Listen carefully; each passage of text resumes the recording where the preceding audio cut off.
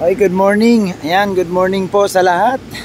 Ngayong umaga po alas 3:25 na po ng umaga. So aming first stopover ho dito sa dating gawi sa Calawag, Quezon sa 7-Eleven. Ayan. Sa Caltex, ayan, Caltex station ito.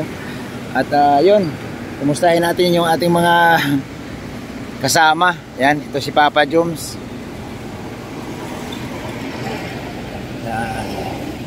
Kapadaan, hindi ka pa nakaka-idlip Tibay mo.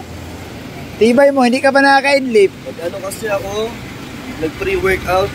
Kaya naman pala. Kahit si Kalinga Prab, dito siya nakakatulong. Ay, ganon? Kasi yun. Oo. Papa Joms, kumusta? Nakaka-idlip ka naman? Kunti lang po yan. Kunti lang? Okay lang. Ayan. Sige, pahinga muna. So, ayan po. Ikaw kuya, kaya pa? Kaya pa? Sanay tayo sa long drive. Ayan. So, doon po, andun sila si Ido. Doon, kasama sila si Bro Olives. Sila Kalinga Prab. So, update lang po tayo. Yung ating mga angels po nahihilo. Si Carla bumaba. Medyo nahihilo. Siyempre, hindi sanay sa biyahe. Maunawaan naman natin yun dahil hindi sila sanay sa biyahe. Si Biancy nandoon, sinilip ko si Biancy. Nandoon, nakatagilid. Halata din na hilo kasi nasa likurang bahagi sila ng Fortuner. Siyempre ho, lalo na kung hindi ka sanay sa biyahe, mahirap. Ako nga, tagal ko na bumabiyahe, pero pag ako inilagay mo sa likod at matagtag, nahihilo ako. So ito po, yan ang gamit na yan, si Bro Olives yan. Ito yung van, yan.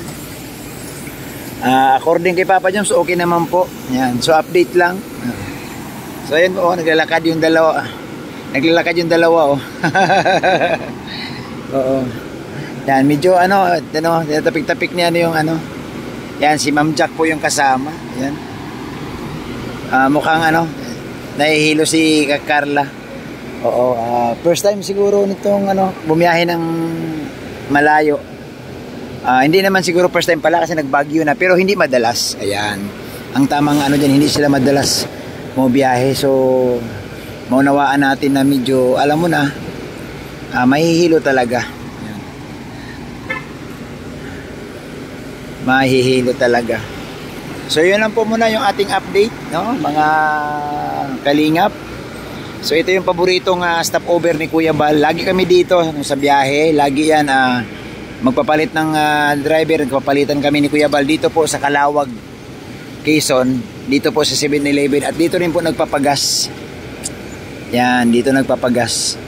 So silipin lang natin sila, si Bro Olive sa loob ng ng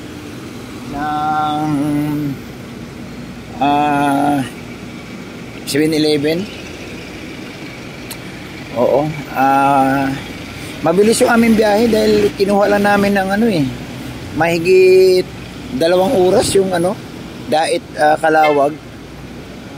So nandito sa loob yung ating mga tropa.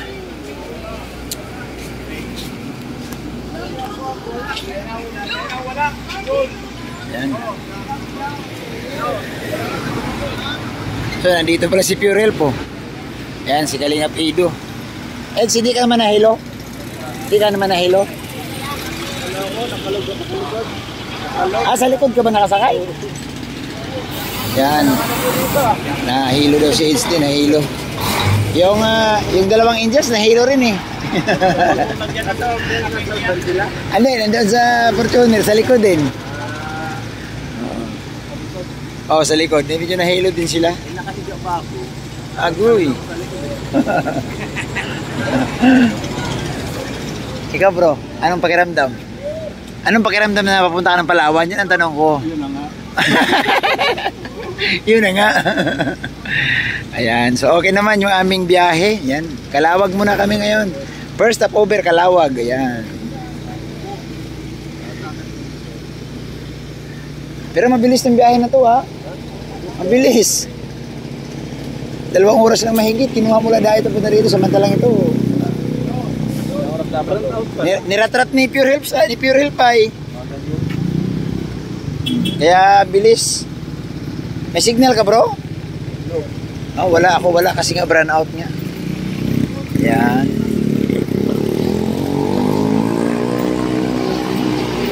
Yan po, update lang tayo. Pwede tayo mag-itlog dito. Tubig din.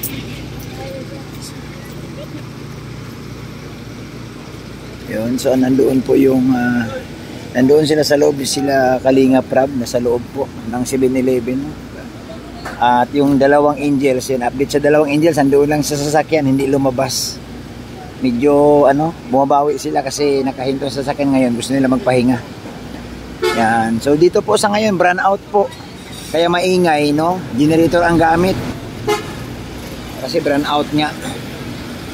So medyo walang signal kasi brown out. Yung 7-Eleven walang mayat na tubig, kaya sa labas yung iba nagkape.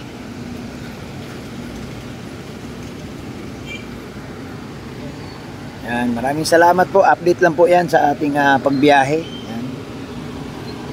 Ang Calawag, yan, stopover sa Calawag. So okay naman maayos naman, smooth naman yung aming biyahe sa awa ng Diyos. Oo, pero wala pa kami sa kalahati. Tuloy-tuloy pa ito papuntang Maynila. So yan po ang ating update, no? Okay naman ang lahat. Natanong natin sila. Sila Biancy at Carla, sinilit natin kanina.